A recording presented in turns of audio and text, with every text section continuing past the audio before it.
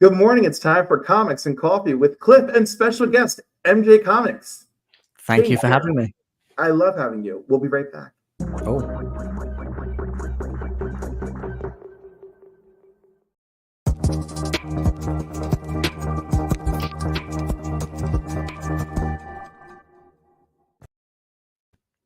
Of course, it may not get too mature, but I feel like I need that warning. People need to know this is not bring the kids in for a Saturday morning cartoon. My kids are literally watching in the room. Are you serious? I'm joking. Oh my God. I was like, do I have to make this PG? You know, one of my future guests, I have to make it PG for his children. Oh, really? Yeah. You know, like, I mean, I offered it. I didn't even it wasn't, I offered it because I understand that their young ones are part of their thing. So they were like, okay. And I was like, okay, great. We're going to be great. Now, I would not subject my children to listen to me talk for an hour. It's bad enough at home here anyway. Well, you know, his young one is like really into comics and really into dad. Dad's like his hero. So it's really sweet, you know, and you know, one day that's going to end. So yeah. Something to look forward to. All right. Good morning to everyone in the chat. Oh, Hawkstorm in the house. Hawk, how are you doing? Hawk's a good friend. Oh, cool. Good morning, Old Wolf Tony. Love you. John's here. Ushering my kids to the other room. Good morning, Durs. Good morning, Phil's Treehouse. Shop for Comics is here. Master of the Shopverse. Wow. Remy Q is here. Is Jeremy in the house? Does that mean he's just not feeling well? Because I can't see. No, it's like that, isn't it? Like, you know. Yeah. Well, it kind of looks like one of the not feeling well emojis. You know, Endless Cruces,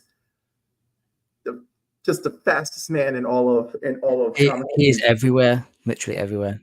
He is amazing. He is, and he's up for a Comic Book Community Award, something that you are quite familiar with.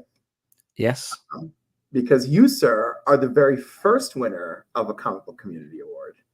I don't really quite know how it happened, but yeah, it's crazy. The first category to come up on the screen, and boom, you got it. Yeah. But the one thing that I will say, and bless Brian, but he actually spelled it comics with a C instead of an X. Mm-hmm. So it's like, is it really me? Listen, you're on the video accepting it, and by American laws, that counts. That's it. Yeah. I'm like, I don't know how it works over there, but we have it captured on video. That's it. That's it. Then that's 100% foolproof. Exactly. It's like we have photographic evidence. That's you know what? Photographic evidence is really dangerous. Just ask P. Diddy. Oh my goodness. Las Cruces, I try. So good. All right. So normally I do a little, hey, tell us about yourself, but I decided I'm going to ask you questions about yourself. Okay. All right. So what was your first comic book? My first comic book, and that's a really good question, actually. So when I'm sorry if this bores anybody watching. I'm like, when I was younger, my dad used to leave me in the car, like while he would go and meet women or like gamble. So he would, before he left me in the car, he'd take me into like a local shop, and I'd buy some sweets and like a comic book, and it was like Spider-Man. And we have we call them like I don't know what would you call like a local shop to you, that like a convenience store? A convenience store. If you're in the city, a bodega. So we like a bit like a convenience store, but we call them news agents because they, you know, like they sell newspapers and stuff like that. We have news racks, but they're outdoors. Yeah, this is like a shop. It's like a mix between like a convenience store and like a... We also have pharmacies are very popular. When we were younger. So like, and you want to know what's really funny? In Canada, the old school smoke shops were just like that. So when I was a kid visiting up here and my grandfather went to go get tobacco for his pipe, there was a spinner rack of comics and I would buy a comic there. Oh, wow. So, you know, so there's a variety of like of like, there's a variety of similar things in all of our use that I find that people are like, yeah, it was a convenience store, or it was a pharmacy, or so it was a newsstand on the street while my dad was getting a coffee, like those sorts of things. Yeah. So I would, you'd have like obviously like a magazine rack with all different magazines, and we would have like UK reprints of like Amazing Spider-Man and like X-Men, and they were both like titled Astonishing Spider-Man and Astonishing X-Men. Oh wow! Or it might even have been like Essential X-Men. I can't remember, but I always got the Spider-Man ones, and it like the first ones I picked up were literally like it was the Clone Saga. So that I would get that comic, and while my dad was doing whatever he was doing, I would read that book like 2 or 3 times over, at least like 4 times maybe, like just keep going back through it. So was it a collection of issues for the Clone Saga in that one Marvel UK? Yeah, so it tended to be, I think it was like maybe 2 issues. It was a bit thicker than your normal comic. Yeah. So but yeah, it was and that like the cover is a bit harder. So it's almost like a really, really small trade paperback with only 2 issues. Okay. That's kind of nice. Yeah. Oh my god, I love how my laptop is giving me troubles, and I'm trying to ask you questions and like manage a screen. I have no dual screen. I don't know what to do. I'm terrible for multitasking. Like I get severe anxiety when like I'm doing like a live and like I'm trying to keep on top of the chat and like trying to talk to. It's so difficult. So I understand. Well, I was gonna say it's difficult, but I'm like well past anxiety. I have anxiety, obviously. I deal with it all my life, but like this sort of thing, I had to break this when I was young. And a lot of people, like when I tell them that that's how I got over it, they're like, "Oh my gosh, it's so harsh what you're saying." And I'm like, "Okay, it's not for everybody." Like, but when I was younger, it was a do or die situation with anxiety, So I was just, and then I just kept pushing. I did theater and started doing radio in college and all sorts of stuff. All right. So what inspired you to actually start collecting comics? So as a child, I was born, like, I'm a child of the 90s. So my mum had a boyfriend who was really into comic books, and he took me to like my first convention, and he took me like to my first comic shop, which then became like a regular thing every week that I like begged my dad to take me to on the weekends because he used to have me. And and it was pretty much Spider-Man and Batman I was collecting. Like I would go in, I wouldn't go and pick like the current issue off the shelf. I would go and tend to go to like they would have like these little multi-packs of like 5 random comics in a book. But like they'd be like Spider-Man themed or Batman themed. And I would just grab like a couple of them and take them back and just read them. That's cool. So we had a similar thing here, but it was like not, it wasn't in comic shops. It was like if you were in like some kind of like shopping store, like how do I explain it? Like we used to have stores that had a variety long before Walmart came and just tried to do everything in one store. We had a variety of stores that just did a few things in one store. So it was like, oh, they sell clothing, they sell electronics, they have a toy section, and then there's next to the toy section, there's comic book bags and like trading card things. Yeah. So of course I would, between the toys and that, me and my friends would always run into each other, right? Yeah. So I very much understand. My grandmother bought me one. My grandmother from Canada, she bought me one on the coming down from Canada one year, but it was Marvel. And at the time I was only reading DC and Superman. And I was like, oh, I'm so sorry. I don't read Marvel. And she goes, well, you do now. And just handed it to me. Take these. So my very first Spider-Man comic is from my grandmother. And then there was 2 other comics in there, but like they sucked. Like Spider-Man was great. No, I particularly remember like my mom's boyfriend kept saying about, oh, there's going to be like a Spider-Man movie coming out. It's going to be amazing. James Cameron's directing it and blah, blah, blah. I just remember keep getting fed stuff about that. but obviously that never transpired. And then it was like the Sam Raimi Spider-Man in like 2001, was it? Yep. But it Or manifested. Yeah. But yeah, that's how I pretty much got into collecting. I would never tell anybody that I like had them, because when I was a kid, it really wasn't cool. Like it was, I used to sit next to a guy in science called Danny, and he's like a regular watcher of the channel now. Oh, nice. And I literally sat next to him like a couple of years in science, and we both did not know that we both collected comic books.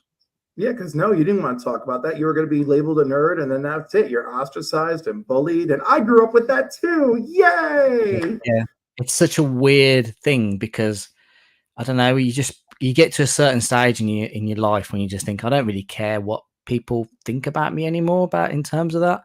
And then now it's like, I don't know, like people are like super interested when you tell them that you collect comics, and they want to know. It's really crazy. I know. Oh, Dr. Von Hoot has arrived. Hey, hi Doc. Our favorite Mel. Yeah, it's funny how many. You're in your 30s, right? Yeah, I'm 36, turned 37 in a couple of months. Okay, so you're right. You are just in the age gap where those problems in our youth still existed. Yeah, I can't imagine what it would be like now. Like people could just like be fine with everything. It's crazy. I mean, it's still not perfectly fine, but it's so improved. Yeah. Like I look at these young people in high school, and they're just comic book nerds, and they're gay, and they're bi, and they're just living their best life, and I'm like, it's so beautiful, And I'm like, respect me. I was like, I crawled so that you could walk. Yeah, exactly. You fought for it all so people could enjoy it. So and people before me fought. I think if I didn't see stuff on television like Act Up, marching through Washington constantly demanding action be taken about, HIV and AIDS, and shows taking a risk by throwing in a gay storyline here and there, and like, and not dropping the ball on it, like having a recurring gay character now and again, like those things always gave me like a splash of hope when I was really young, and it was hard, and it was really bad, and I was like really insane, not like in a dangerous way, but like in a everybody was wondering what the hell is wrong with me way. Yeah. I can imagine. Because like I'm a total nerd, and I'm so closed off. Yeah. Did you So I feel like I'm interviewing you now. I won't kick into this because it's your thing. But so in terms of like when you were younger, then was it like? I mean, I hope you don't mind me saying this, but you're quite open and like a bit flamboyant. Did people assume that you were, or about half the people around me assumed? Yeah. And so that was really troubling. And there was this one guy who, like, he's a minister now, right? I don't know what his deal is, but I told one of my friends, I was a little bit scared of seeing him at our last high school reunion. I was like, because this guy like really, like, this guy terrified me. And of course all the guys who were on sports teams with him, were like, well, what do you mean? I was like, I don't know. I don't know if he was, I don't know what was in his head, and how about, I don't even know if he remembered bullying me, so like, but like, he seems to be doing right now. He seems to be one of those really involved, ministers. He doesn't seem like he's all about the flamboyance and the money, so like, but it's like, but this is somebody who like really scared the crap out of me when I was in high school, because he was big and he was strong, and I was big and not as strong. Yeah, I've heard you. What are you, like 6'5" or something? I'm 6'3". 6'3". Oh, wow. That is the polar opposite to me. I'm tiny. How tall are you? 5'6" on a good day, I imagine. On a good day. It depends. That's why I try and have like longer hair. So That's okay. I love my short kings, because my short kings, they rest like right here perfectly. You know. Also my short kings tend to have big surprises in their small package. So yeah, I love the that. so I kind of find with the whole like being like when I was younger, if I didn't have like a girlfriend, like my brother or my mom would say to me, are you gay? I'm like, well, no, but like it's like a bit of a stigma, like Yeah. not so much obviously anymore, but at the time when I got growing up, it was like it wasn't. I didn't. I'll be honest. I did not know anybody who was like growing up. But then when I became an adult and you start work and you're meeting new people, you come into And you come also, as into you're more. older, you're like, oh, that guy from high school was gay. Oh, Oh, yeah. I it's d- like, but he dated those girls. um, fair play. All right. So, what do you enjoy about being a collector that you are passionate about sharing with your YouTube audience? That's a really good question. I I'm well. I'm trying to be more of a reader now. So I've started buying like some trade paperbacks. I always collected books. I really like the covers, older stories, more like key books and stuff. But now I'm not saying that I'm going to start doing this on the channel because there's plenty of other channels that do stuff like this. But like, I'm trying to get back to the roots of reading again because probably for like the past five when was 2000 and probably for like the past 3 years, I don't think I've really read comics anymore. Like Oh actually my. read them. It like the last literally run of comics that I read was Donny Cates and Ryan Stegman's Venom run. Like from like I want to say like 2018 to like 2021 or 2020 or something. That sounds about right. Yeah. And I thoroughly enjoyed that. And then like, someone else took over Venom and it wasn't as good. And before that, like I really enjoyed the Scott Snyder and Capullo Batman New 52 run. Like that for me was amazing with like the Court of Owls and, you know, Zero Year or whatever it was. Mm-hmm. But I've forgotten what the question is because I've gone off on a Well, tangent. no, I asked you like, what were you passionate about as a collector that you want to with that passion? What thing that you're passionate about you want to share with your audience? Yeah, so I'm trying to get back to that because I kind of feel like I'm missing something in my life, if you know what I mean. So I feel like younger James wouldn't have been about, oh, let's get this key issue, let's get this slab, let's get this. Why don't you try and get back to why you really enjoyed them growing up?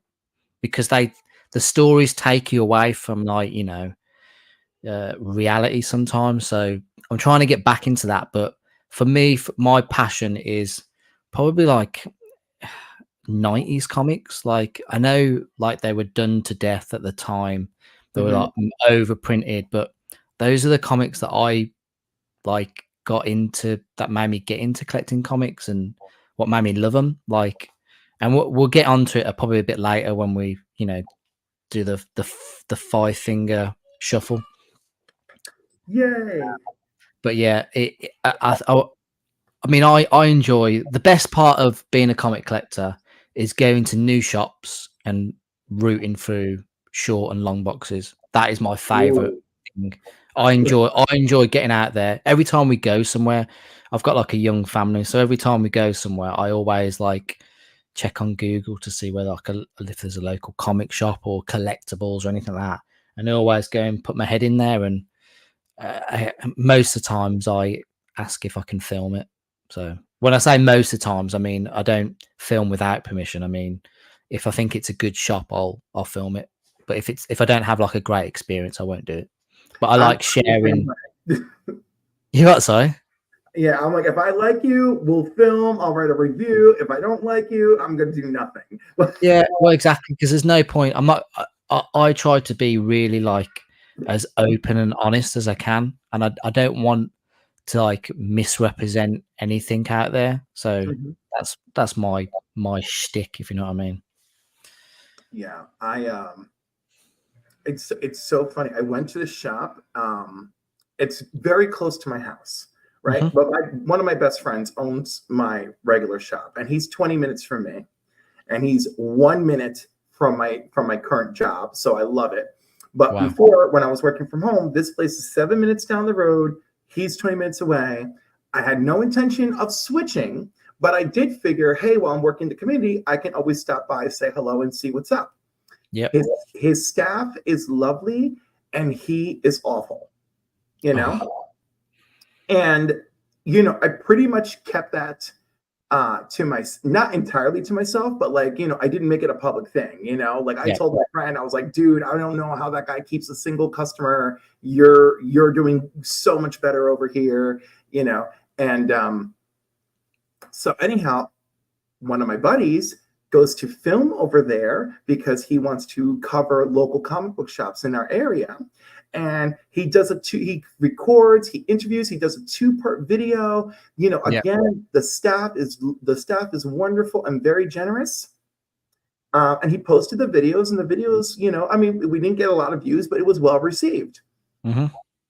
He returned to do a follow-up interview, and again, the owner treated him like he was dirt, you know. And he was like, what is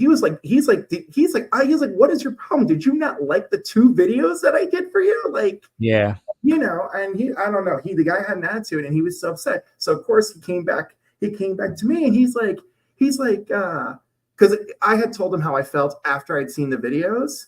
Yeah. And he goes, you were absolutely right. I can't believe this.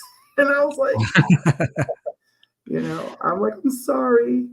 I've been into a fair few places where it's like they haven't, like the shop isn't like as tidy as they want it to be. Mm-hmm. But I almost like love that aspect to it, because it can't be all like, you know, neat and clean. People have been rooting through, and like they're trying to get stuff stocked and stuff like that. I love it, just like the improv about it, if you know what I mean, like, you know. Yeah, no, it's fine. Like my friend's store is it's not perfect. He is always looking at the floors and like, oh my God, I hate the floors. And, you know, and, you know, so like, you know, it is rough around the edges, but it is a comic book shop, you know, you will be there to buy comics, you know. Best of love to you too, G-Man. Thank you. Trev. So we got Rich, we got Trev, we got Brian, we got Joe, we got everybody. So yeah, like, but I like that his shop is a shop, you know. And of course, he has collectibles, which is really great. You know, we do everything we can to help him, and like we were all quietly crapping a brick because his earlier this year his lease was up for renewal. Yeah, and we were absolutely terrified that he was going to be priced out of the arrangement, because that is just not the rent. Yeah. You know, right. Rent, lease agreement, etc. Right. Yeah. And so then I thought that so there's a property manager. I thought the property manager was the realtor. The property manager is just a property manager. The real realtor is the most aggressive realtor in our part of New York. So we were all dying, you know. And so when they renegotiated, he increased it just a little percentage, under 10% increase, and said, "No, I like what you're doing here." He's like, you know, it really. It adds something to the strip mall. So he's like, it's okay. Oh, wow. And we were all dying. Because when he came in, the first day, the gentleman came in to do the agreement, we're just sitting there and we're filming for the Council of Comics. And he's walking the store and he's measuring the store with his feet. And we were just like, I was I was clutching the pearls. I was like, why was he measuring the store with his feet? Like all the worst things you could possibly imagine. Yeah. You know, now we got another 10 years, so we're very happy. Amazing. Well done. Like as soon as we got the good news that the agreement was sealed, I ordered pizza. Yeah. I don't blame you. All right, my last question for you. I'm tossed up. You know what? I'm going to ask you the question that I want to ask you rather than the one that I think is cool. But like, what was your first like slab acquisition that like warmed your heart, that gave you joy, that excited you, you know, that was just like, yes. When you say slab, you mean like CGC on about? Yes. Any grading company, of course, but just the fact that you're like, this book, yes. So for my I've been married now for 12 years. It was literally last week was our 12th year wedding anniversary, and on my wedding, I can't remember if it was my wedding night or the day after, my wife pulled out an amazing Spider-Man issue number 252, slabbed in a 9.2 grade, signed by Stan Lee. And that was my wedding. I mean, that was my wedding present. So that was. That book is That book is priceless to me. Like I would never get rid of that. But yeah, I just remember being like so overcome, like having that from her. I was really. I don't think it was on my wedding night because we were just exhausted. Well, yeah, I just remember completely being totally drunk. I don't remember eating any food. Like, you know, like it's horrible getting married because you're just literally moved from like pillar to post. People telling you where you've got to be. You can't speak to like family who've traveled all the way from wherever, or friends you've not seen in years. Let me tell you, I plan to be the ultimate bridezilla, and anyone who's gonna come on board there, I'm making the itinerary. We're doing what I say. I'm paying you. Don't you tell me I only paid you for 4 hours. I paid you for an entire event. We are doing this. And God forbid I become a millionaire before I get married, because I will pay $750,000 to have Lady Gaga show up to perform one song. I will do that shit. Oh wow, that would be amazing. Wow. I would do that shit just to blow up the room. That would be amazing. Like, I don't think like in my heart, I don't think I'd be like a vicious Godzilla, but I am the kind of person that I am spending a lifetime of money for this one day event with my most beloved friends and family. This shit is going to be fire, and it's happening. Yeah. I love a really good wedding. It's what, like, I just love how happy everybody is. It's like amazing. No, especially, do you ever notice that the more in love the couple is, the more exciting the wedding is? Yeah, of course. Like the vibe of the room is really sparked because they're just so happy that it's official, and then you're just so happy for them. It just pours out. I love that. Yeah. Also, I'm a minister and I perform weddings, so that's like a whole thing. Oh wow, that's pretty cool. Oh crap! I'm performing a wedding on the 14th. I got to get back to those people. Really? Yeah, let me double check my calendar really quick. It's next Saturday. Yeah. Okay. So I'm gonna do comics and coffee in the morning, and then like run to the wedding. What do you have to wear? Oh, I have a suit that I wear, and then I ask people if they want me to do like the priest tassels or not, or the I forgot what the thing is called. Priest shawl, right? So I have like a variety of like minister priest shawls. So like, you know, if like they want me to wear it, I'll wear it. You know, I have a beautiful one that's purple. It's supposed to be for like spring and Easter, but shit, I'll wear it whenever you want. I was like, it's gold and purple. I was like, I look good. That's cool. That is just like a random thing that I never would have thought I was going to hear today. It's pretty cool.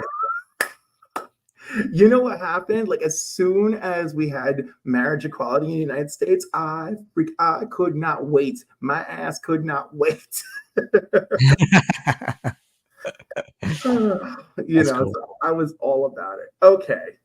All So right. that was the slab that like probably took my breath away the most, and that was, I think, it was on my second one. Ooh. So, yeah, But that's such a beautiful. That is really a beautiful story. Especially like considering it's coming from your wife, yeah, and she did good. She did really good, actually. you have a keeper. We all know it. We all know it. That's real love. And boy, I did a lot of comic book shopping yesterday, but I was like very concise. Like I too Yeah, much this year. I've been all over the place with the shopping. Like I'm like, oh, I just go all in on dollar books. And of course, here in Canada, if I found $2 books, I'm like crazy. So we're gonna see a little bit of that as we get into my new favorite one of my new favorite sections, which is, where am I here?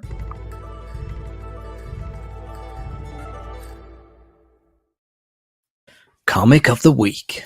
So I've got two comics of the week. Okay, like one is expected and one is not expected. The unexpected one is Venom War. Oh, okay, cool. So who's that on the cover? Is that Peter? Peter versus, was that like Riot or something? Or I think so. Yes. cool. So this is off the shelves, is it? Yes. I cannot. So I have crapped all over Venom and Venom War, Venom everything, because I'm just like it became excessive, and they didn't see any hard landings, and so I'm like, I don't even know why it's why anyone would be interested. But as soon as the suit went to Peter Parker, because like the suit's like, I need you. Yeah.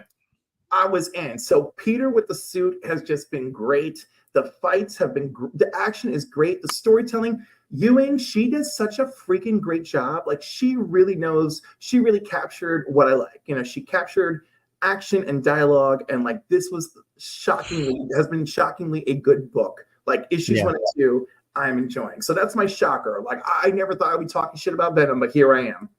Oh, wow. Well, I have to try and check that out. I've been considering like getting the Marvel like the app, like the subscription thing, so you can just read pretty much anything. Yeah, so I know. It's just that I don't like that it's like 5 months behind, and I'm a very physical reader kind of guy, so it's a bit of an issue. No, 100%, I'll get you. Yeah. Now my other one, I could not get the A cover, but I'm not mad about it because I like the cover I did get, and that is Ultimates #4. Oh, that's a nice cover. Is that Doom? Oh, who is it? This is.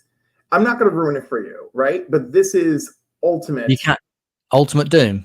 No, well, no, this is Ultimate Reed Richards, the new Ultimate Reed Richards. Like so, and he's been calling himself Doom since they found him, and he helped form the Ultimates and everything.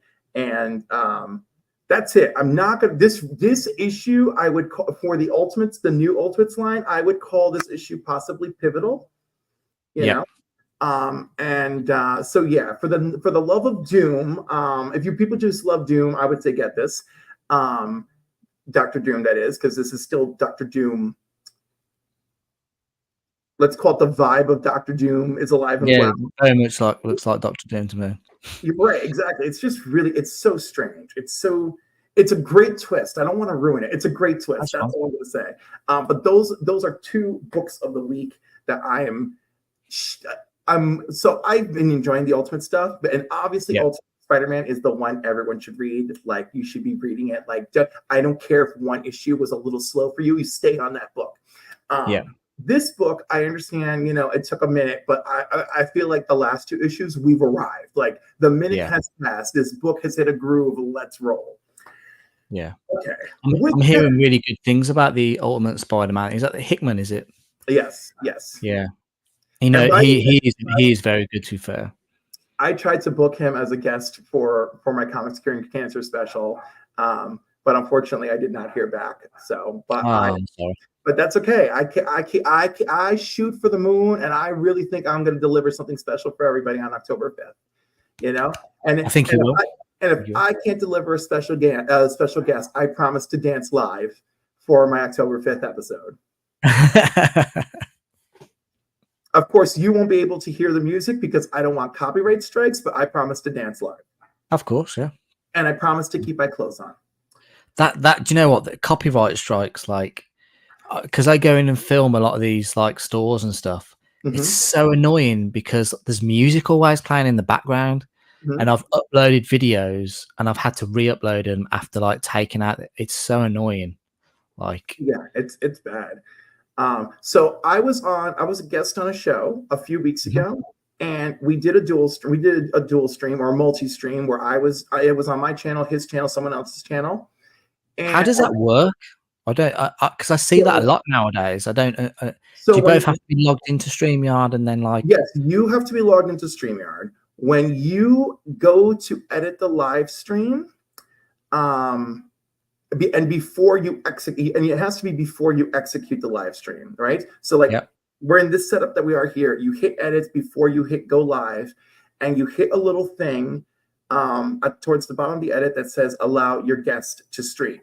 And then the button, so where you see the button to hit go live, they get the button that they can set the stream up for their channel. Oh, okay, cool. Then when you go live, it goes live on all the channels. So in terms of then like monetization, does it like figure out who's watched from which channel? No, not at all. You know, but like for instance, some of my friends who have bigger channels, they want to help out the smaller channel, so they'll do the multi-streams so that the smaller channel can get the views. Ah, okay, that's pretty cool. Yeah, you know, and then some people, like if it's two big heavy duty guests who each have their own following, again, a multi-stream is great to help you do the crossover content. Yeah, that's cool. That's pretty cool. All right, I'm going to keep myself big because next we have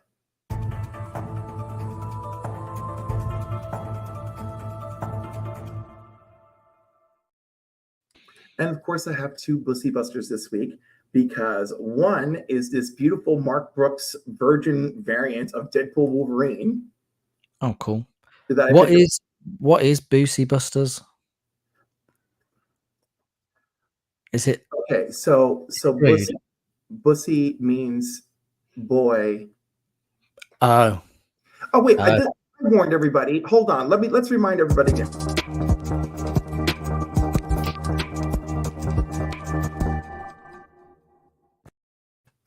Okay, so Bussy is boy pussy, right?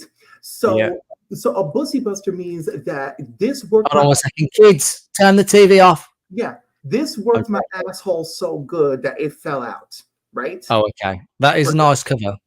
Right. So that's what did you bring a Booy Buster? No. Okay, then that's fine. So because I have two. So this is my Booy Buster because not only did I get this really cool Virgin variant, but Mark Brooks was right there to sign it. So that was really great. That is cool. So that's like a Lion King homage, I'm guessing. Yes, it is. And the trade variant, Wolverine is in the masked uniform and he's holding up Deadpool. And in the Virgin, Wolverine is unmasked and being held up by Deadpool. So when you contacted me and you said, well, this is the format, I tried to buy a book for this segment. You don't have to. And it still hasn't even been shipped. It's terrible, but like it was. I'm taking my daughter tonight to go and see Beetlejuice 2, and it was House of Secrets 92, the Beetlejuice cover of like the. Oh. So I was trying to bring that, but obviously it hasn't even been shipped yet. And I ordered this like a week ago. This is what it's like in the UK. It's just terrible. It is terrible. By the way, I want to remind the UK viewers and I should have done this as a multi-stream so that you could have brought in some UK viewers. But for Comics Curing Cancer, whatever you bid on, the shipping is free. So it's a great opportunity for people in the UK and Australia to get a collectible that they win by helping the American Cancer Society. That's amazing. And Rob Fatsex is going to handle that delivery. Well, it's a big job, so I can only commend everyone involved in that effort. That's amazing. Yeah, so Rob has 2 tiers on his channel, and if you are part of the higher tier, your monthly subscription fees is going to a collection to handle the shipping Oh, that's good. So that's really good, and I feel proud to be a member of that tier. All right, so Dr. Von Hoot has said that it does depend on who you order from, to be fair. And I will be brutally honest, Doc, it was through Forbidden Planet, which are known to be terrible for shipping. So I hope NJ has learned a valuable lesson by asking questions here. Yeah, I won't be doing that again. Yeah, I hope everyone else has learned about it. By the way, I noticed that I didn't have many comments, and when I ran that thing and explained Bussy, 47 comments appeared. Everyone loves it. That's going to be my clip of the week. Thanks, folks. Oh my goodness. Oh, I'm aggressively reacting. Hello. Yeah, I've heard good things about it. Yeah. Yeah, you know, I believe, like, you know, some of these guys actually really know. You what, sorry? Really great. It is oh my goodness, I got lost because some notification came on my screen and ruined it. All right, my second Bussy Buster is one I picked up yesterday.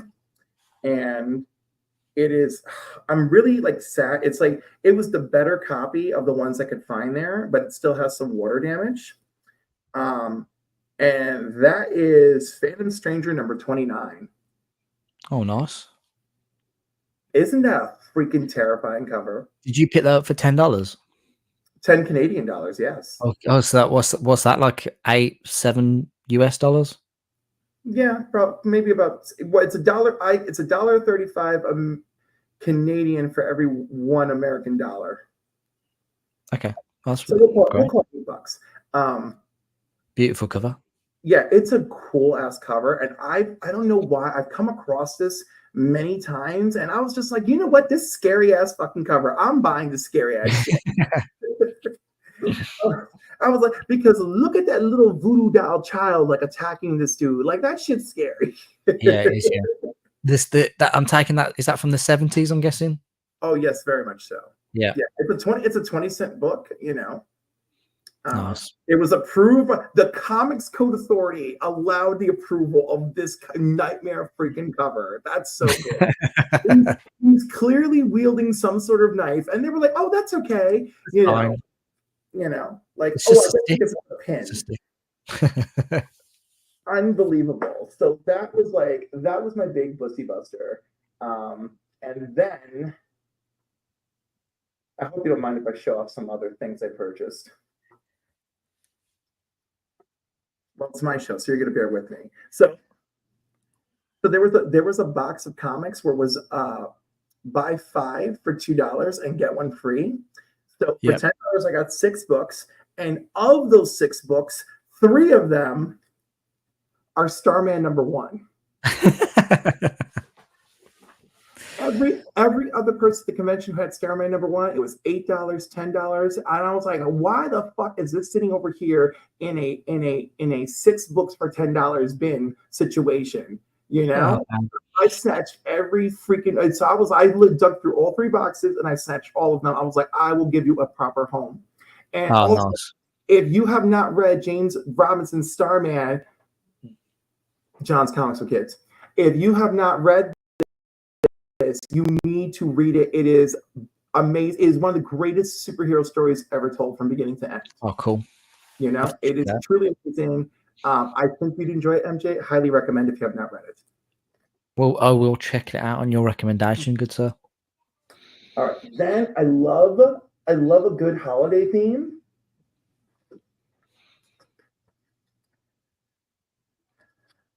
So this issue of Daredevil. Yep.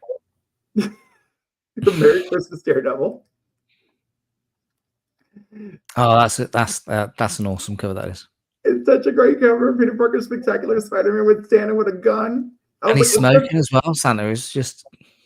Yeah. With a smoke as well. This is Die Hard Santa. It's Die Hard Santa. Oh, yep. And the Marvel Holiday Special from 1994. Cool. It's not the greatest cover, but it's a holiday special as well. You know what? It is a great cover. It's a George Perez cover. I love it. Is it George Perez? Oh, to be fair, I didn't see Spider-Man swinging. I just thought it was a reef. And Oh no, Spider-Man. Spider-Man is swinging. If you look at Yeah, the bulbs, right?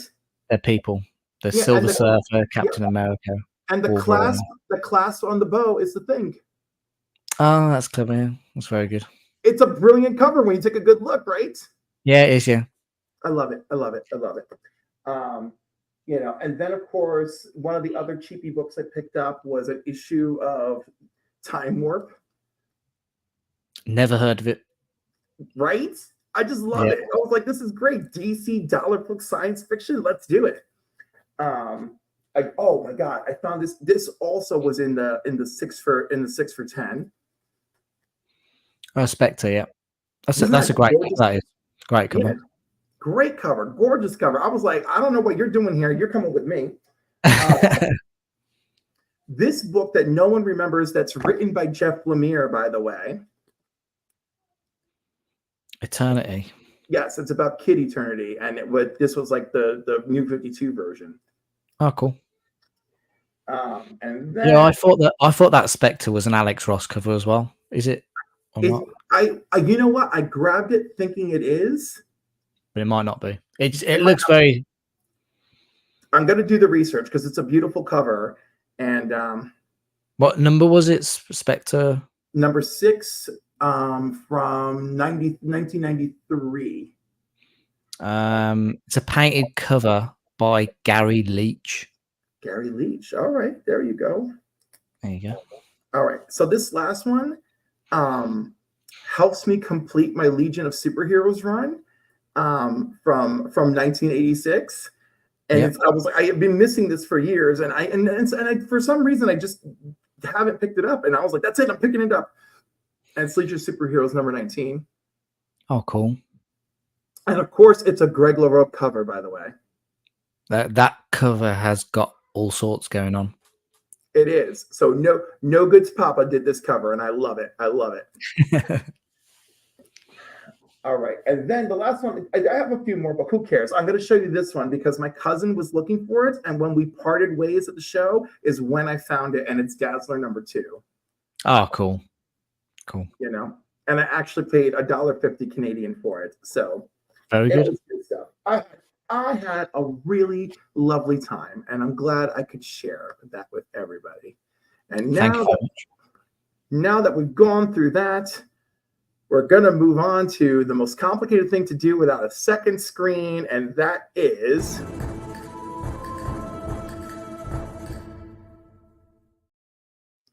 Rate It or Hate It, where we go through the cover price archives and decide, do we still love it or do we think it's garbage after X amount of time?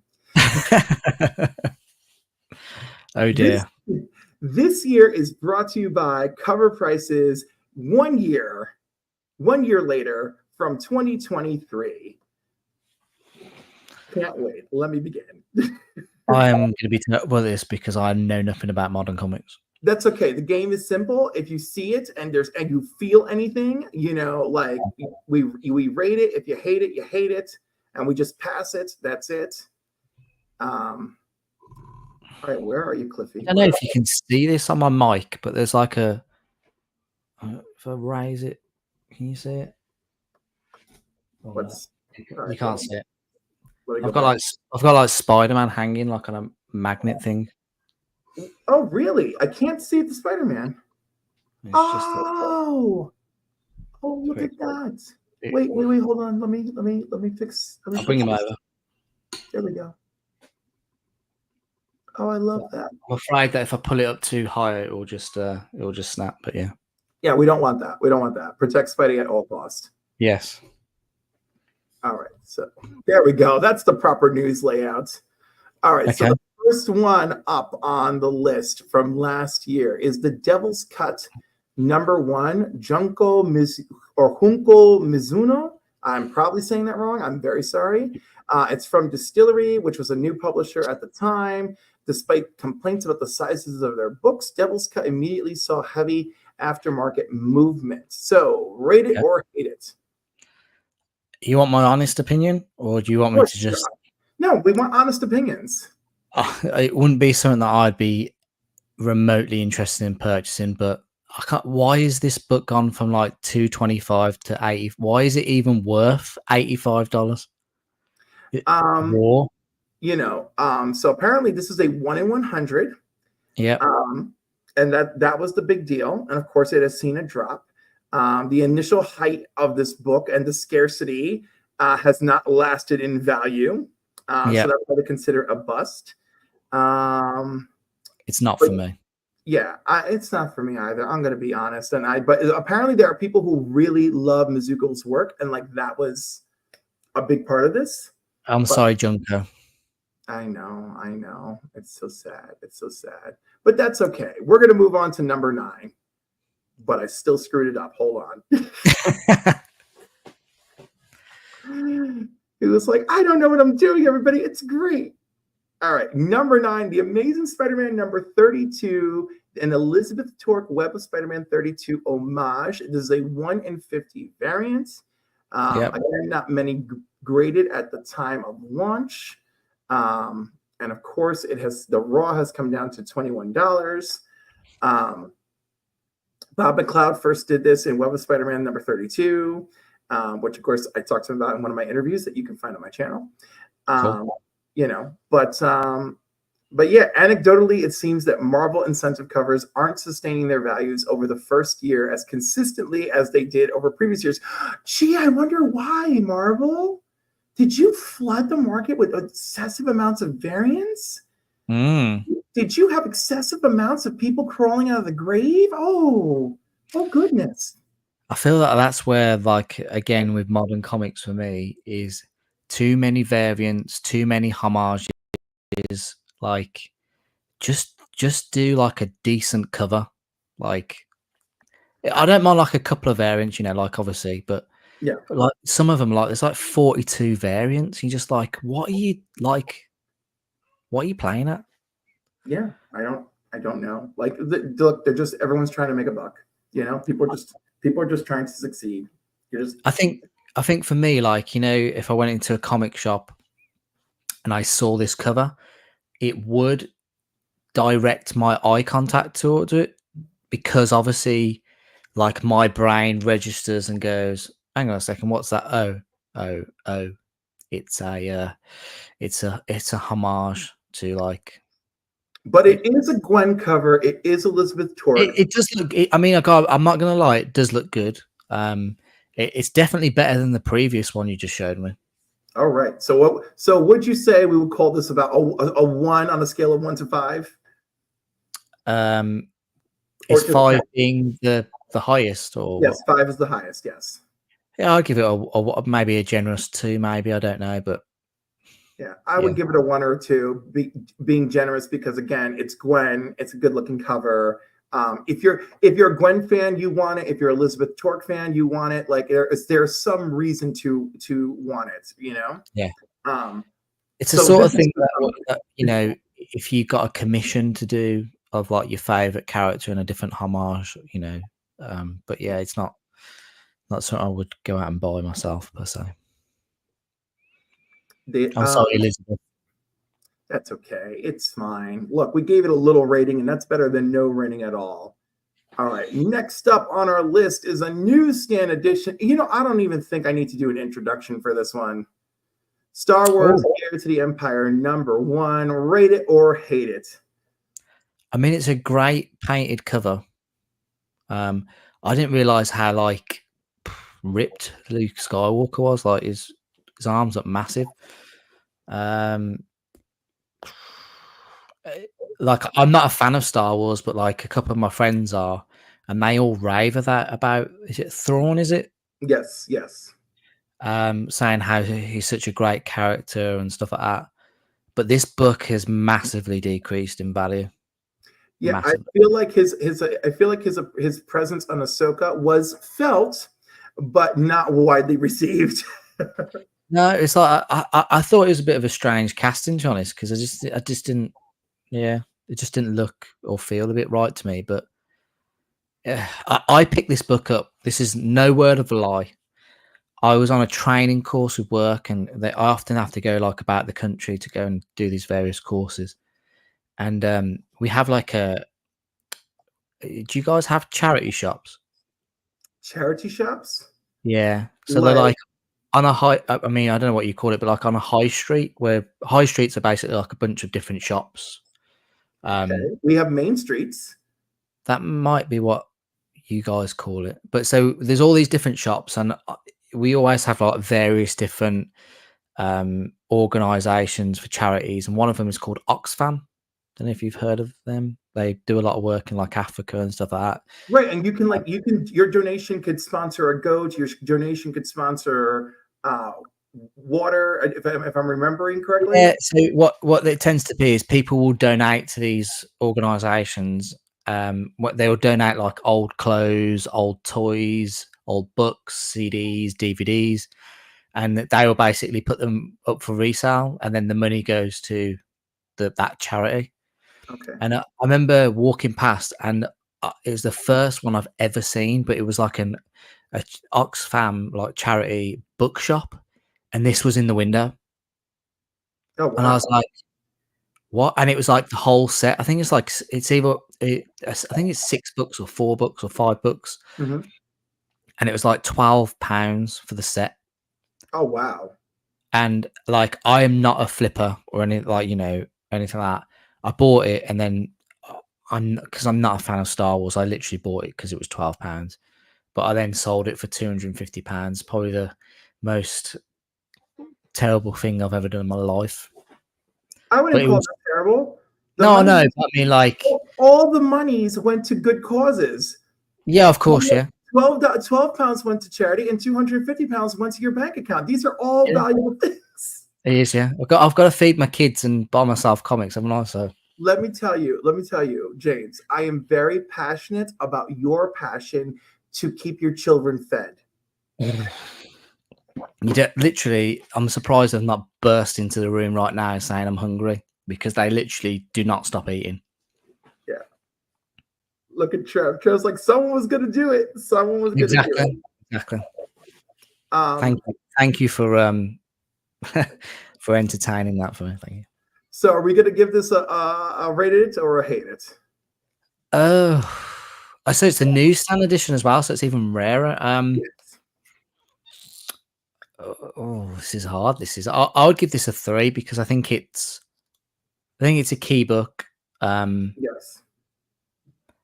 It's a great cover, great character for that series, but I can't believe how big the loss is. But was that selling for 1,600 a year ago? Yes. Wow. Yeah, the hype was real for this character. The hype was real. I don't know if Disney are planning on doing anything else with. Is there going to be a Ahsoka season 2? 2 is approved. It will jump back up then, I imagine. If they do better with his character, like I feel like his character wasn't doing much. Yeah, apparently isn't he like really like cold and he's like a super genius or something. He's always like which is great, but I felt like we didn't see enough of that. Yeah, in Ahsoka. So I'm hoping we get to see that soon, and that would probably give this a solid spike. Yeah, I'll give this a 3. I'm totally going to agree with you on a 3, because Star Wars is not for me, but this is a key book. This is a key, and it's a borderline keeper for me because I think the cover is great, and I think it'll look really good on the wall. I genuinely think out of like all the Star Wars covers that I've seen, it's probably like one of the best. But yeah, it's fantastic. It's definitely one of the most not iconic, but like gets a lot of attention, I think. Absolutely. But we'll come back to this one later because we are going to talk about next this iconic Spider-Man comic. It has a legendary status, with Mike Zeck channeling all of his talents into it. Surprise, surprise. It is Web of Spider-Man number 32. There you go. Rate it or hate it, sir. Yeah, I'm a massive Spider-Man fan, so this is going to be like a 4 for me. Yeah. Okay. I just want you. This is a 5 for me. Okay. It's a must-have. Oh, Wolf agrees with me. It's a must-have. I love Spidey. I mean, Superman's my number 1, but I do love me some Spidey. Like, I love Spidey. I love the cover. I love the history. Like, I just. It looks great on the wall. It's a conversation piece. Yeah. You know, it checks all the boxes. All the boxes. Trev says it's a 3. Fine. Oh, it's a 3, and old Wolf 65 says it's a 5. Yes. Oh yeah, I mean, I reserve like a 5 for something that I think that's really incredible. But I love this cover. I absolutely love that that storyline as well. It's a phenomenal storyline. Yeah. Yeah. I have and I hate Spider-Man. Oh, Trev. Oh, Trev. sorry. Trev. Is it Travel Trev? Because that like Trev? No. Yeah, Trev. Yes. Trev or Trav? Trev, like Trevor. But Oh, Trev. Trevor. Yeah. Cool. Oh, that's Crucius Crucius. also giving it a 5. Yeah. That's the way. Right cover. All right. The next one, I'm very, very, very biased with. Good year as well. Yeah, absolutely. But the next one shouldn't be a surprise to you. It may be a shocker that it's holding strong. Oh. X-Men number 130, the newsstand edition, first appearance of Dazzler. Man, this book is just gonna go down so much. This is untrue. Listen, it's a year later, and the most recent sale for 9.8 was $16.80. Yeah, but I don't see how that's possible because it's not. Everyone was buying it, weren't they? Because they thought that the character was related to Taylor Swift. Here's my personal theory. My personal theory is people were buying it up because of the whole Taylor Swift thing. And then audiences realized that they had good taste and that Dazzler is worthy. Dazzler is worthy. I'm going to have to do some further research on that because I do not believe that this book is selling for $1,600. Oh, you know what? It may have had one recent sale at $1,600. That doesn't mean that there's multiple $1,600 sales. But the book is still holding strong in a raw. So, like, even without Taylor Swift, the image of Dazzler has made it into the minds of collectors. Yeah, I suppose. And it's part of the Phoenix Saga. I mean, the Dark Phoenix Saga. This book. Yep. I imagine you're going to rate this quite highly, then. Oh, I'm giving this bitch a 5, and that's a very biased 5, I love me some Dazzler. I love the X-Men. I love the Dark Phoenix Saga. There's nothing not to love. Do I think it's crazy, the prices? Absolutely agree that the pricing is crazy, but otherwise, this shit is fire. It's Dazzler. Right, so I'm probably gonna. I'm just checking to see what the recent solds are. I'm going to go with a solid 3 for this because it's an X-Men key, but I don't think the character is. I don't want to offend anybody because everyone seems to love Dazzler at the moment. So I don't know. I thought this book just jumped because Taylor Swift was possibly linked with the character for Deadpool and Wolverine. Oh, I'm going to give you that, but I want you to know, I think that started the interest, and then the fact that people realized how much they actually enjoy Dazzler kept it going, kept the momentum going. I love what aggressively relaxing has just said. That's funny. That is right. A pop star fighting the federal government with their giant robots. Come on. Disco is not dead, apparently. And Disco's not dead if we do Disco Dazzler. Yeah. I'm going to go 3. Just purely because I think it's a spec book. Bye, Joe. Thank you for joining us. I mean, of course, it's mostly a spec book, but also it's a great collectible. So even after it takes a dive, it's still a 5 in my heart, and I'm standing by that. Although I'm not standing by paying these prices. Isn't it like this of the era where newsstand and direct this is where comic shops were coming into? Yes. Comic shops were popping up a bit were popping up, but the newsstand was probably more prominent than the actual direct edition. Yes. It's like 1980. Yeah, but that's okay because a lot of people out there are ignorant and they'll just be like, oh, newsstand. Newsstand. Oh yes. Yeah. I mean, that used to be me, I'll be honest. I could absolutely care less. However, when I'm up here in Canada and I see a Canadian price variance, I'm snatching it up. Yeah. A 9.6 newsstand sold for like $400. See? I think it's going to go down. I think this time next year it will be considerably less. We shall see, my We shall friend. see. We shall see. Bring me back for that, please. Oh my goodness. And speaking of more wild ass first appearances, we move back to the Star Wars universe with Kanan the Last Padawan #6. Because this issue is the first full appearance of Ezra Bridger and Sabine Wren in a comic. So they were also in that Ahsoka series, were they? They were, yes. Okay. I'm going to go for a solid 1 on this because I think the cover is not very good.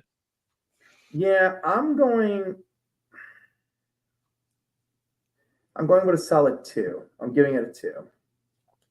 Are the characters like really? Are they like? Oh, I really love the characters. I really love Star Wars Rebels. okay. I feel an attachment, and I understand the collector side of this from a Star Wars perspective. So, like, a solid 2. But like, is it a must-have for my collection? No. Am I taking for granted that I think I have one kicking around in my basement? Yes. No. Okay, 1 and a generous 2 at best for me, but I don't think the cover really, in comparison to the previous one from like the 90s, that cover is rubbish, unfortunately, especially for like a key book. Isn't there like a variant of this?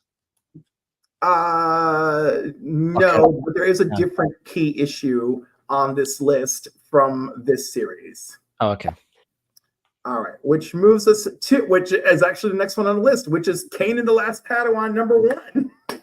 Oh, gosh. In which Kanan makes his first full appearance in a comic, and there's the first cameo appearance of the characters from Rebels. Who is Kanan? He is the one who trains Ezra. Ah. And Kanan survives the assault, when the stormtroopers turn on everybody. Yeah. The Bad Batch are there, and they do not turn because they're calibrated differently. Yeah. And they let Kanan escape because they do not understand what's going on. And that is revealed to us when you see the first season of the Bad Batch. Ah, okay.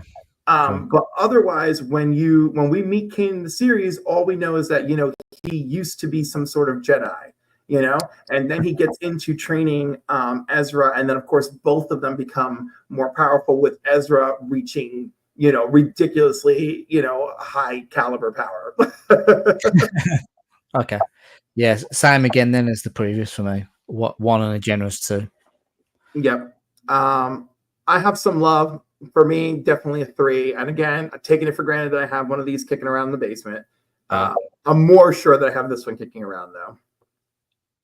Oh my God, the next one is so gratuitous, and I absolutely love it. Can we not have any more Star Wars books, please? I can't promise you that. I'm sorry. Oh.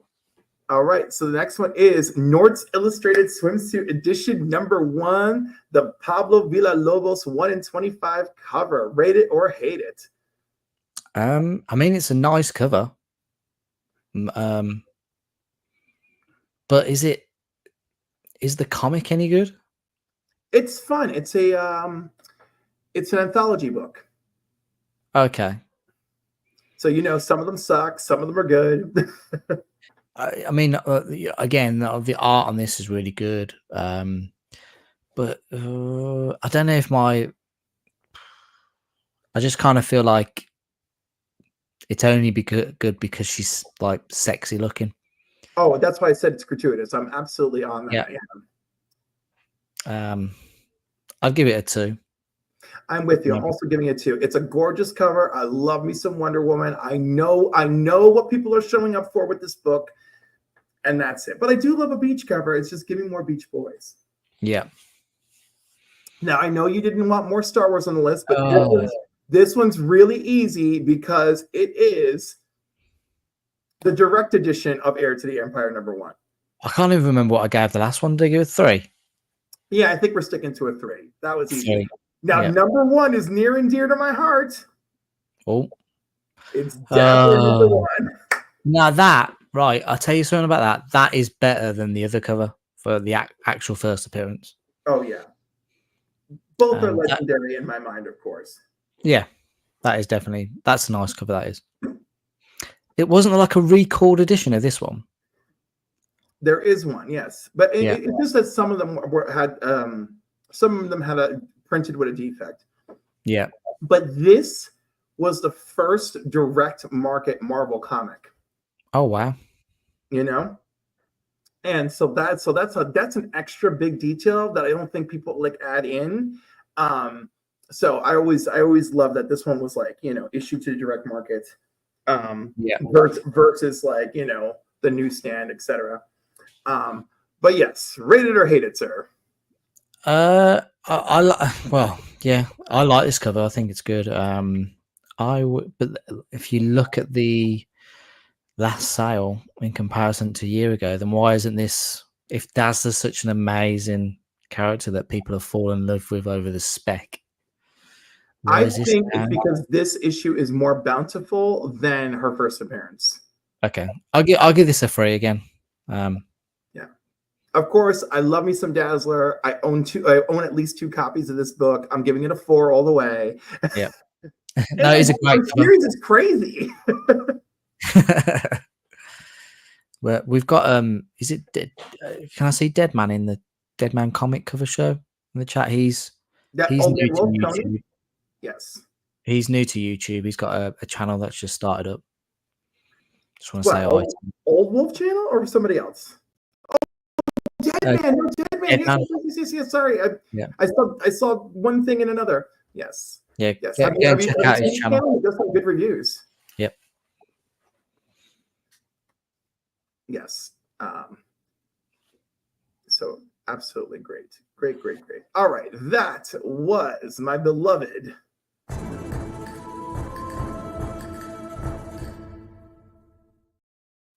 And now we're back to us. Oh, yes. All right. So that brings me to our final portion of the show today. Oh, this is about me. Yes, this is where you get ready.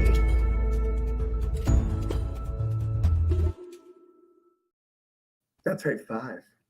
So is that what you wanted? 5 fingers. There we go. That's it for me. Hey, when I ask you for 5 fingers, you need this. Okay. Right. You're the second person to do that, and do not threaten me with a good time. Do not. I had oral surgery recently, but I swear to you, I am going to recover. I am going to find a physical therapist to help me give proper head again, and I'm going to come back better and stronger. Okay. I hope that you find that. So I will find it. So does this work that I just basically talk about the book and then you will, and you want me, and now unlike other times, you're not going to tell us the theme, you want me to guess the theme. Yeah, and to be fair, you probably get it from the first issue, maybe, but it's a bit of a guess. Let's see. So first book is Amazing Spider-Man issue number 149. Oh my God, is the theme the Clone Saga? You're gonna have to see what the other books are first. Right. Okay. So it could be the Clone Saga. This book is from 1975, story by Jerry Conway.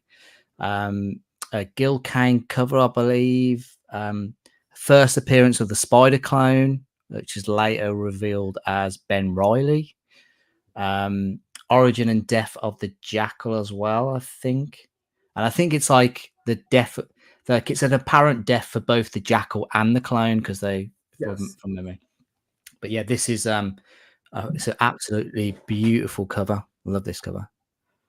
I actually bought this from Los Angeles on my honeymoon. So it's actually really ignore that. That's just the tape at the back, but it's a nice condition. Do you know what I love about the cover? Is that they colored the Spideys in a certain way. Yes, so you know the difference. So you know the difference, but in reality, you know, Spidey and Spidey are like, "What's going on?" So that's the first book. The second book is this. Have you ever seen this one before? Oh, what? Planet of the Symbiotes? Is that a foil? Or just It's, silver? it's just like silver, It's silver prints. silver Okay. ink on the front or something like that. Oh, that's So cool. this is the Amazing Spider-Man. I'm trying to stop the glare. But this is the Amazing Spider-Man Super Special from 1995. So it's the origin of the Planet of the Symbiotes, I believe. Oh, wow. David Michelini, and the art is by Steve Light. Mhm. But what do you think this has got in common with that other book, The Amazing Spider-Man 149? I don't know. Oh, it's probably going to have to be the fact that this book is a flip book. So it has a Oh, back cover, and the back cover is the Ben Riley. Scarlet Spider. That was the whole reveal, really. But yeah, this is obviously a homage to Todd McFarlane's Spider-Man issue 1. And this cover is done by an artist called Peddy or PD. I don't know. It's just you can see it like in the bottom corner. It just says Peddy or Piddy by After McFarlane. Wow. But yeah, absolutely. I love it. Absolutely love this, especially with like the silver webs. Really, really great. The silver ink really paid off for this cover on both ends. 100%. The what I didn't realize until I found out the other day was this back cover you can actually submit backwards to CGC, and they will put that on the front instead of, which is obviously that one. Wow. Which I think is really cool. I would love to have done that. So you still have a chance. You guessed the theme yet? I'm calling the theme Ben Riley at this point. Yeah. Next book is Web of Scarlet Spider, issue number 1. Yay! From 1995 again. Story from Tom DeFalco. Cover art by Stephen Butler. I love the way that Butler draws Scarlet Spider. But it's a newsstand edition. And I think it's his first solo series as well, I think. Yes. So lovely, lovely cover. I don't know if you know, but the newsstand edition, the background here is different to the normal one. It's like a more blue, the direct edition, I think, is like more blue, and this has got a bit of yellow in it. So very nice. The next book, obviously, it's obviously Web of Spider-Man issue 118. Yes. Which is the first appearance of Ben Riley as the Scarlet Spider. So I've picked this because Scarlet Spider is one of my favorite characters of all time. Like I mentioned earlier, like the books that that I picked up when I was really young and started reading them was the Clone Saga. So it's always gonna have like a special place in my heart. Story by Terry Kavanagh, cover art again by Stephen Butler. I love the way that he draws the Scarlet Spider. But yeah, fantastic book from 1994. Wow. This is just a direct edition. I haven't got a newsstand on that one.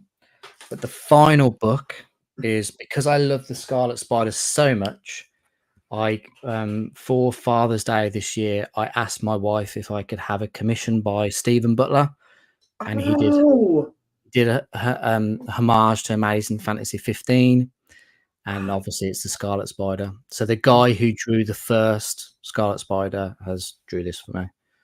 So I actually made you full screen on my screen so I could take a better look. That's cool. Yeah, but yeah, really, really awesome. I love that. And he was so cool. He was like so like awesome to speak to as well. And he basically told me a bit about the history. So this was originally going to be the first Web of Spider-Man 118. It was originally going to be a homage to Amazing Fantasy 15. Wow. But Marvel last minute changed it, and he had to quickly knock up this. Oh, that's my wife. Oh, thank you for joining. Oh, yay. Yeah, she's at work today, so she's probably just popping in. That's very sweet.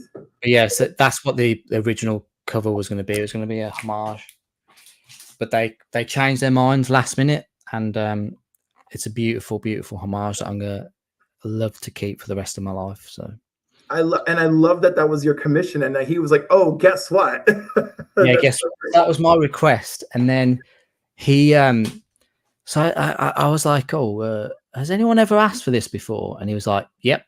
And I was like, oh, and he sent me a photo. He sent me a photo of it, and then a few weeks ago, I commented on Instagram on someone's post.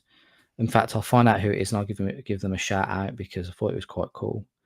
I commented on like a Scarlet Spider post, of a comic, and the guy like DM'd me and started talking to me about Scarlet Spider, and he said, "Oh, I understand you're a big fan." I was like, "Yeah, yeah," and I sent him that picture of that, and then he sent me back the same picture that Stephen Butler sent me, only it was him who'd asked Stephen Butler already for that homage. Oh wow! Like, oh my god, my mind is blown. You're But like, we found each other. found each other. What is his name now? Hold on. That's a beautiful thing about this community is like we will find each other. You know, like-minded nerds find each other. Yeah, definitely. I'm just searching my chat now. Hold on. Who is it? This is gonna. I'm terrible with technology sometimes. Hold on. I want to say it's like D Runk or something. D Runk Comics. Let's have a look. Will we find it? Will we ever know? Will we ever find it? I have, like, I'm not joking. I have so many people message me now. It's crazy. Where is it?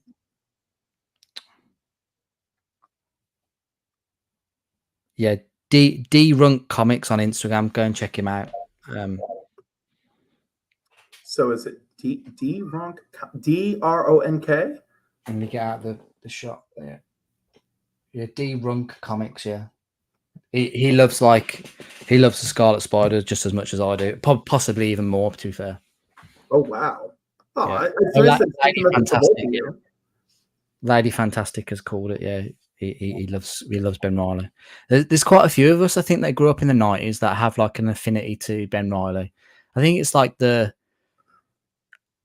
remember reading like when they revealed like at that time like Peter was the clone. I was like, yes. Oh my, like that blew my mind. Like at the time, like reading it there and then. But obviously Marvel changed their minds because people didn't really like it. No, people were losing their shit over it. They were like, "Oh no, Peter, no Peter." But yeah, I would love to see like a live action version because I really like the Scarlet Spider suit. I love the web shoot has been on the outside, and like the impact webbing was introduced. Yes, where it's like actually like little, impact like little bullets or yeah, punches.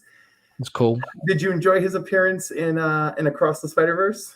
I did, but I felt like we didn't get enough of him. Like, and it was Adam Sandberg as well. I love like Brooklyn Nine-Nine and like Saturday Night Live, and like I really wish like he's like the OG like the OG like alternative Spider-Man, like like comparison to like Miles and Spider-Gwen and all these new Spider-Man or Spider-Person characters that are coming out now.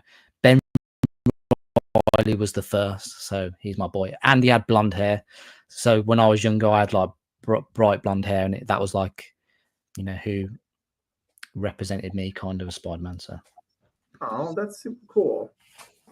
Those are my 5 fingers. I love it. I feel satisfied. Thank you.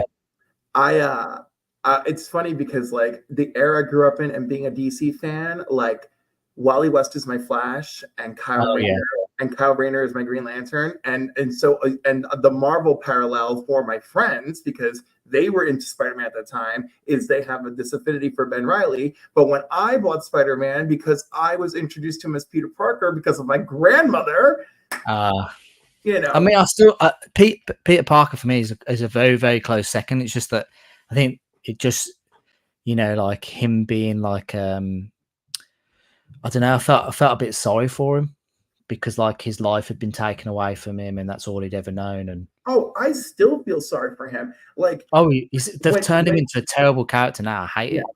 When Dark Web happened, I was rooting for him and Madeline. I was like, no, both of you were wronged repeatedly. I don't like this Chasm character. I'm not really a fan of that. And I believe Stephen Butler isn't either, to be fair. Yeah. I would say give the new series a shot. That's the Chasm series. I think they're going to try and repair him a little bit. The last time I saw him and Hallows' Eve together, she said, is it important that we don't remember the past? Isn't it more important that we have each other?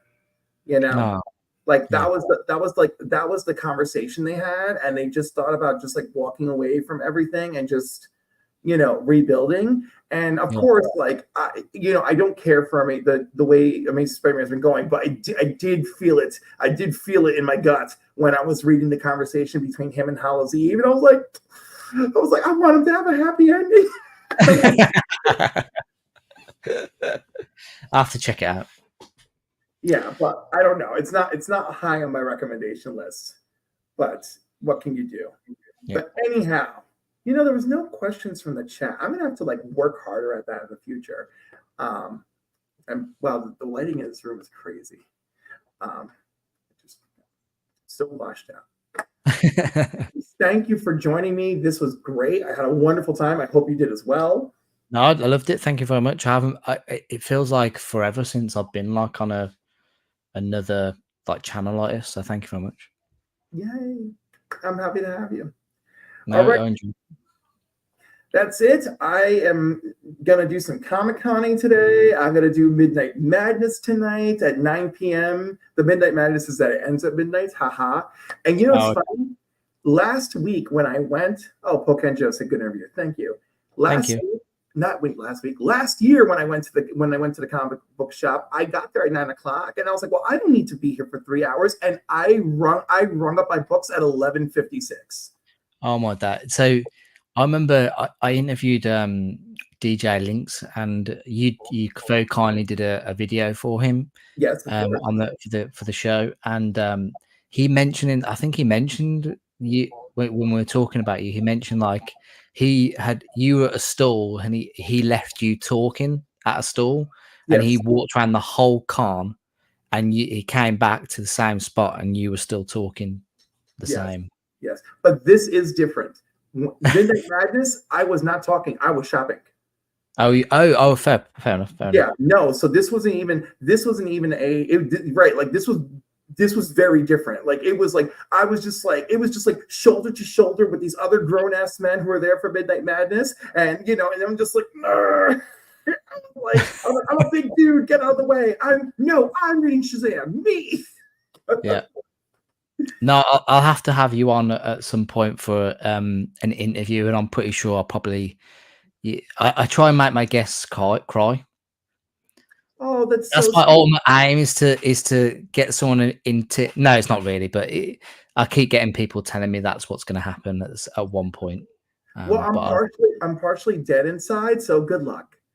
Oh, even better. That's the that I can work with that. That is great. Can you work at that? I was like, you'll find a different way to make me cry. You're gonna find people. You're gonna find people who tell me that my channel is worthless, and then I'll shatter into pieces. No, don't worry. No, it's all nice on mine. Don't worry. Wonderful. I'm really enjoying the interviews though, and getting to know other people in the comic community. And I'm getting really, really good feedback from it. So it feels really good, to be fair. As it should be. We're a really diverse community, and I feel like we should all be kinder to each other. That's a big thing that I often say, especially because I'm really concerned about men's physical and mental health. That's very big for me. And the world isn't perfect, but we can band together. I totally agree about men's mental health, because I think there's a stigmatism attached to that, where I think men don't like to talk about their feelings, and I think, like, as someone who's been through therapy themselves, like, I mean, it is difficult to do, but you come out and you just feel so much better about about yourself. So I would always, I'd never tell somebody not to do therapy if they've ever been through something bad or witnessed something horrific. But yeah, I totally agree. Men's mental health is very, very fragile. I may have to do something. I may have to do something in next men's mental health month. I think I'm going to plan something. Maybe we'll do a little bit of a fundraiser. But of course, I'm worried about comic screen cancer in October and my Toys for Tots toy drive in February. So those are my current altruistic goals for the end of this year. Are you up for any comic book community awards? I am part of the Council of Comics, and we are up for best collaboration under 1,000 or 1 to 1, 0 to 1,000, and we are for best ongoing series 0 to 1,000. Okay, so I'm completely new to this. So is the Council of Comics like a collaboration? Yes. Like, because when I've seen like the lives and stuff, it's across so many channels. Is that right? Yes, it is. So yeah, we have the Council of Comics, and Sam is our leader. C Bizzle's part of the channel, and he has his own channel. I'm part of the channel, and I have my own channel. And the other guys are guys from me and Sam's local comic shop, and of course everyone from the shop is part of the council as well. And you just get to see them through our clips and our skits. You don't get to see them joining us live.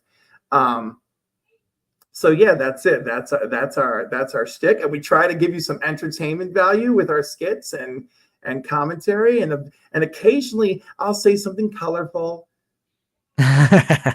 If you win, who's keeping the award? Is it Sam? No, everybody gets a copy. Everybody gets a copy. Oh, I bet you Brian is going to be upset about how many. No. Brian agreed to this. Last year we each got a copy. We won for most comedic. We it's so funny. I went in really hard, and we were new to the community, and I really didn't understand. I didn't understand the vibe. I didn't have a room check. I was just trying to break through, like make connections, meet people, get on shows, talk, right? And and we ended up like beating actual Dracula, Freaky Louie, and but I went hard. I got my coworkers involved. I got people in the clinic voting for us. I was going bonkers. Oh yeah. See, that's I think that's how because and I don't really talk about this, but like I started this channel with my brother like years ago, and what we did CGC unboxings and stuff like that. But I mean, I still speak to my brother, but it was like I hated having to like ring him and say, "Are you able to do a video?" Like, and him not answer the phone or not respond to my message. And in the end, I just started like posting stuff by myself because I was just like this channel is just going to completely die. So, and then after a while, I just like I stopped posting videos for like 8-9 months. And then I was just like, I'm just going to give this one final go and see what happens by myself. And for like the last 6 months, like I can't believe how much it's grown in like 6 months in comparison to like the years before. If you just post consistently and like try and like keep the same format, and people really respond to it somehow. So keep up this comics and coffee. People resonate with it, and you'll be flying high, no doubt, no time.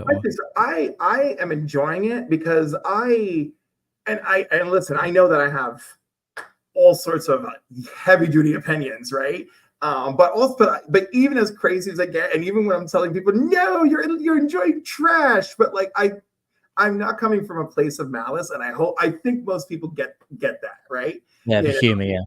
Yeah, just because I think something's absolutely terrible and I'm gonna make jokes about it. It doesn't matter. Collect what you like. Collect what you love. Yeah. I agree. I think humor can get like misconstrued because everyone's sense of humor is a bit different. Well, there's a lot of that approach matters. Yeah, it's a heavy duty topic. Approach, but comedic timing is everything sometimes, because sometimes it just like a split second, and it can either go, it can be really good or go down like a lead balloon. It's like it's crazy. Yeah, you know, and I love the dirty digs whenever I can. Oh yeah, you love the innuendos. You love absolutely. I love the innuendos. You know, like I was on someone's show and they started talking about sports, which is really the best way to kill my mood, right? Because, you know, you want to talk about about football players, you know, soccer players, not American football, but you know, international football.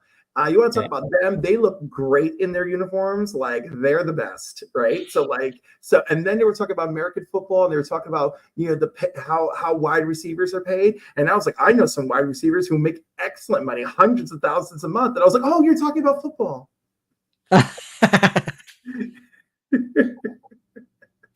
No, because I actually first came across you on Pete's Triple G Comics. He did an interview with him, and I remember me and my wife is really into comic book YouTube. Quite strange. She doesn't collect comics, but because I'm involved in it, she takes and you know, I love her to absolute bits because she takes an interest in it because of me. And we both saw you, and she was like, James, you've got to get Cliff on at some point. Like his energy is incredible. And I remember like watching you on Pete's, and I was like, oh my god, this like the high energy, I absolutely love it. So keep it up. Brilliant. It was so I did not know at that time that my mother, my nephew, and my nephew's girlfriend were upstairs in my home, and they were watching live upstairs. Oh wow. Right. And there I am. And he's like, what's your perfect day? And I'm like, I don't know, eating food, making love, drinking wine. I remember you saying that, yeah. Right. And I heard something from upstairs. But you know, my mother praised me. My mother was like, that was incredible, you know, and like I rarely get that praise from her for YouTube stuff, right? Often I get YouTube criticism from her. Yeah.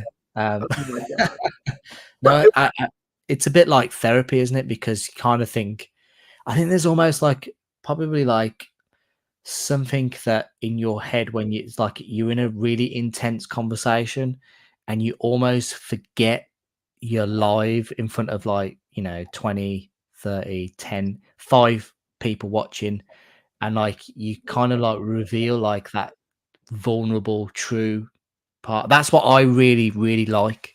Like that's what I like digging down into and trying to find. And I'm not like a therapist or anything. I just love speaking to people. I do too. You know, a long time ago, the first time, second, third, the third time I took a crack at YouTube material, right? One of my friends is like, what do you want? You know, like, what do you want from YouTube? And I was just like, and I'm like, well, number one, I want to create a space for other people like myself. Right. And I'm like, and now that job has been done by many people. So I just want to continue that fine tradition, you know? Yeah. And then the other thing is like, I just want to be big gay Oprah. Let me have this. Let me have this moment, please. You know, I was like, if all I get to be is big gay Oprah of the comic book community, I'll, you know, fine. You know, I'll take that, you know? That's it. That's all you need. That's all you need. That's so funny. That is. You know, do you know what I dream? I dream of the day where I can do a live show or a panel at a convention, and I stand up at the podium and I'm like, you are such an amazing and energetic crowd. Look under your seats. You get a slab. You get a slab. You get a slab. Like I want that so bad. You want that moment so bad. You'd be able to die happy then. That'd be amazing. No, like it's on I would die happy if this happened list. Like that's one of them. If I've ever published my own comic series, that is the other one. And actually those are two that if one is successful, like publishing my own series, then making these slab under the chairs happen of my own book would be great. Yeah, that would be great. Yeah, 100%. So that Oprah's money would also be a dream. Yeah, I don't need Oprah. If I had 1/10 of Oprah's money, right? Yep. I'm like, that's it. I'm good. I'm set, everybody. I think even maybe 1% would be all right. Maybe is she like a billionaire? She's a billionaire, but it's literally like 1 billion. So like 1% of a billion, is that like 100,000? I think it's 100 million. Is it 100 million? Yeah. You know what? Normally I'm good at math, but this morning, what is 1% of $1 billion? It's 10 million. Yeah, okay. Oh, right, okay. Okay. Just the 1 0 off. I'm sorry. It's 10 million's fine. Well, obviously 10% would be the 100 million mark. So you were right. You were right. Yeah, but no, the 100 million mark would be good. Let me tell you, I would have the most beautifully renovated home. The downstairs would be a complete, total, and utter studio. It would be super posh. You know, it would have the game room section. I would have the red mobile cameras mounted to the walls. I would do the whole thing. I would film wonderful interviews like this in person, fly guests out to come meet me, you know, shoot my OnlyFans scenes in the evening. It would be amazing. Yeah.